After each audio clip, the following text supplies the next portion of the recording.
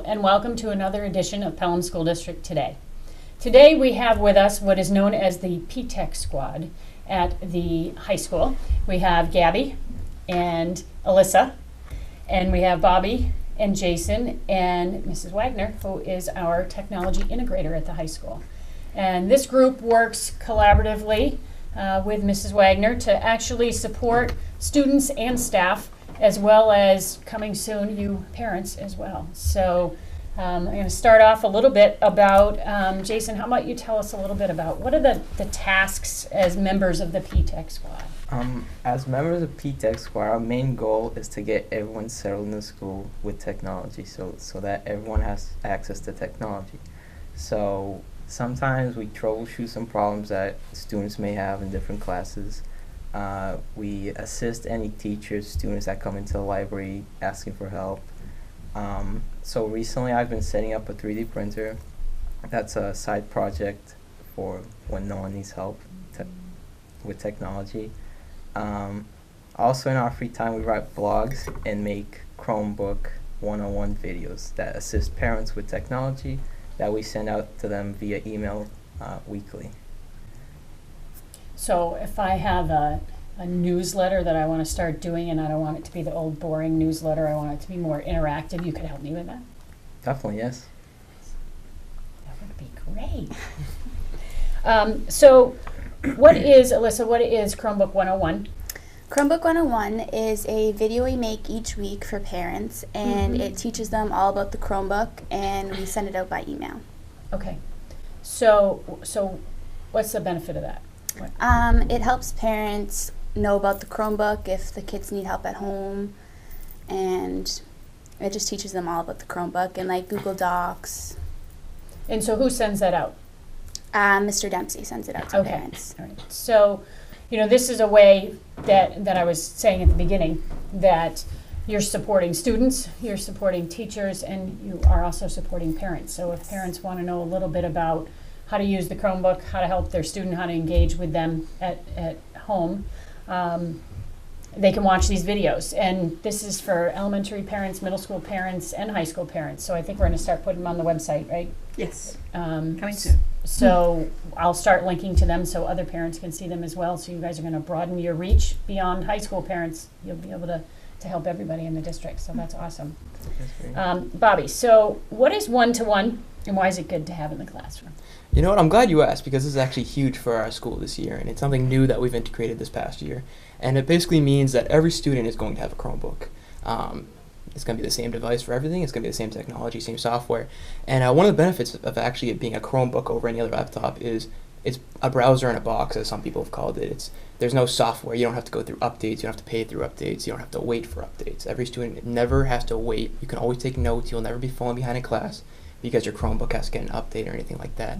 I actually personally, last year I was carrying around 4 binders and 3 textbooks, and my backpack was incredibly heavy. This year I'm carrying around 1 textbook and a couple binders.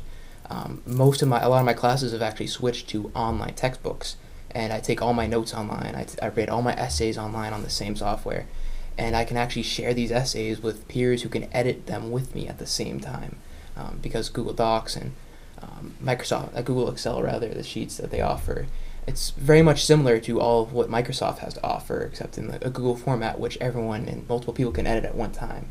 So this makes it extremely beneficial to have in the classroom. Also, we can start doing things because we now are allowed headphones in the school. We can even watch videos on our Chromebooks and have lessons through videos on our Chromebooks. And this is extremely beneficial to every student in the school, actually. And it's a huge step for Pelham High School in the learning experience.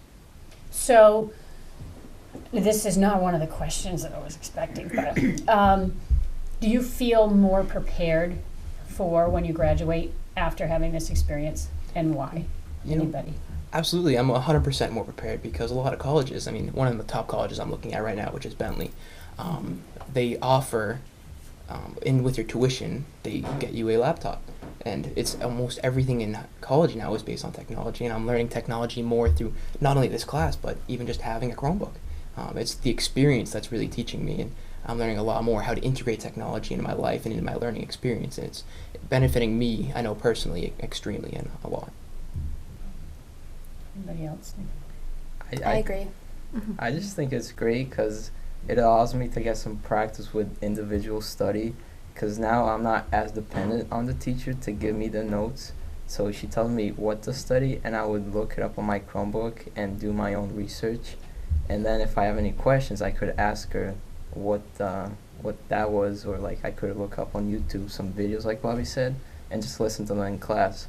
So I think it's just a great way to individually study and be better prepared for college. Makes you a little bit more of it's personalized to you. Yeah. So you become the Your the own. driver of your learning. Exactly, yes. Were you going to say something? Oh, I just think that it's much easier to have everything in one place, like Bobby said, not like a bunch of books in your bag, just having a Chromebook and maybe a couple other notebooks or binders. I think when you get to not only the college environment, but the work environment now is much more online and digital and living in that virtual world. And if you're not exposed to that in the classroom, then in your schooling, then you're going to be behind the eight ball. So fortunately, you are at Pelham High School, because there aren't that many high schools around that are one-to-one. There are a few around the area, but the majority are not. So you're going to be far more prepared than a lot of your peers. So that's great. Gabby, can you tell me about Passion Project? What is that? So Passion Project is something that not a lot of people know about that we do in our class. It's a side project that we all pick something that we're passionate about, and we write.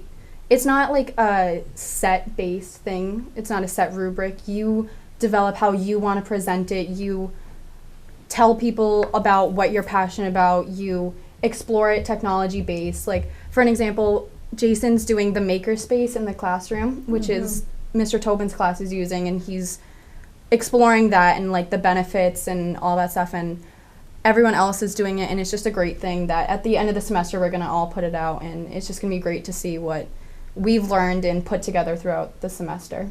I'm sure it's probably difficult to decide what your passion project yeah. is going to be. Oh, yeah. Have you all decided what Yeah. yours is going to be? Yeah, so what are they? I'm doing how one-to-one has helped us and how it can help people in, let's say, the Middle East or South America, and how education could be improved and benefited from schools that go one-to-one.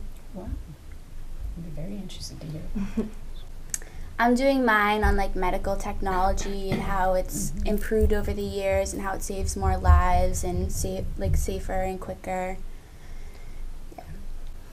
So I'm actually on my passion project. I'm combining not only technology, but I'm also throwing a little history aspect in, because what are we as a society if we can't learn from our history? So I'm talking about how Stuxnet which is a great hacking, probably the biggest hacking in history, and how it impacted the world, and what we can do as individuals to increase our personal technological safety and our what we need to do in order to remain safe on the internet, because there is a hacking presence. There is ways you can get your computer infected and viruses and such. So what can you do as a person to make sure your technology is safer? What was that hacking event? Stuxnet was actually Iran's nuclear project. When they were making nuclear power plants, America actually devised a program that infected every computer in the world, but it only activated if it could find a certain code, and that code was only found in nuclear power plants, and it just shut down all power plants. And Iran couldn't figure out what was doing it. They didn't bother to check their codes. They thought their math and their science was off, but in reality it was our hack that just shut down all of how the nuclear plants operated, so they couldn't get their nuclear technology up and running. And this was back in the 70s. The United States government did that? Absolutely. And it was a Interesting. big secret for a while, and now it's causing a lot of problems in the Sounds like world. it's still a big secret, because I didn't know anything about it. That's really Yeah. interesting. Absolutely. My passion project is on the Makers Lab, like Gabby said. It's this small room that we have in the school that has basically, it'll be a room used by Mr. Tobin to, is it engineering and design class? It's just a room where kids or students can go in and design something electronically, and for example use the 3D printer to 3D print it and show Mr. Tobin what they've done, and hopefully design another piece that can go into that one and design sort of a prototype and hopefully evolve into something else that they would like to display at a convention or something else. And a ton of stuff is going to go in that room, like a cutting table where kids can cut paper from and Or wood. or wood, Yeah. anything like metal, whatever. It's just this co-working area where the students can gather up as a group and work towards a big project. So we did a lot of research to design that room. So I can give you some of that if you'd like it. I'd love So, it. Anything would um, help. Yeah, it was, and that's actually one of the exciting things that really hasn't been unveiled yet at the high school. So I think your project would be great in helping to do that. Robotics will be in there, and Yeah. the space where they'll be building for robotics. I think they had their first meeting this week, didn't they? Yeah, Oh, today. today, actually. Oh, yeah. it's today. I had help a freshman hour find ago. his way, yeah. Oh, yeah, good. So Ms. Wagner, I'm gonna ask you. Sure. I didn't submit a question. I but know. I'm ready. I I'm ready. know. So this was kind of your brainchild on the back end. What were you envisioning when you wanted to? Because I've heard of help desks before, but this just seems much bigger than just a help desk, and that's what's so exciting to me. I had mentioned to them that I tweet and retweet their stuff all the time because this is really exciting. So what was your plan, and what were you thinking, and has it turned out to be what you wanted it to be? Or Well, a couple of years ago, I went to a conference, Mhm. and I went to the first session that I went to at this conference was about the student-run help desk, and it just completely blew me away what could be done. It was a school, it was actually a district in Maine that has a help desk program from K through 12. The Tech Sherpas, which we've actually accessed a lot of their information. It's been a big kind of guiding light for us. And so I kind of looked at the vision that they had and how they utilized students to just kind of be this guiding light for technology in the classroom. And so that's kind of what I envisioned this group morphing into. And so as it's developed, you know, I actively recruited some of these guys. These two I've had in class before. These two were recommended by other teachers who've had them as problem solvers in their class. And so I kind of envisioned them kind of growing it through their own strengths. And each one of these guys has their own strengths, and you hear that difference in the passion project that they've chosen. And so they all had their niche areas, but they also are just good problem solvers themselves. In fact, I don't solve any of the problems for them. When they come in the door, I go, there they are. They'll figure it out for you. And 9 times out of 10, they do. If they don't know how to do it already, then they will put their heads together, grab their Chromebook, start Googling the answer, looking on product forums, and trying to find the answer themselves.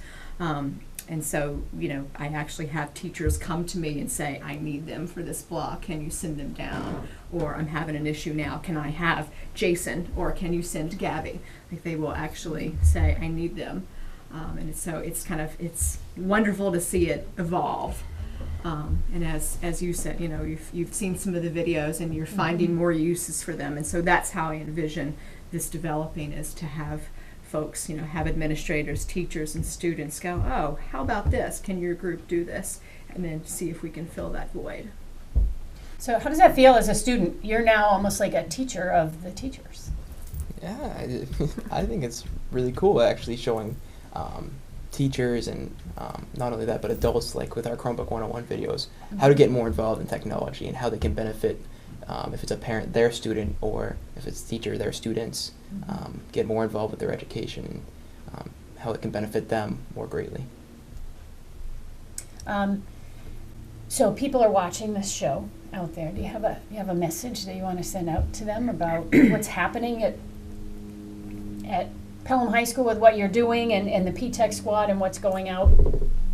Actually, we're always open to questions, suggestions for Chromebook 101 videos, or if you want to email us or anything like that, you can actually find our Twitter, which has all of our information, such as email, Instagram, so on and so forth, at PTech Squad on Twitter. And you can always find our email there and email us any direct questions or any recommendations for our future Chromebook 101 videos, and we'd be glad to answer. Great. So if you have any ideas or any thoughts about, I would like to know about X, email them, and they'll work on it, they'll problem solve it, and come up with an answer or a solution for you. So it was great to meet all of you. So thank you. Thanks for being part of a really innovative, exciting, new asset to the Pelham School District. So, My pleasure.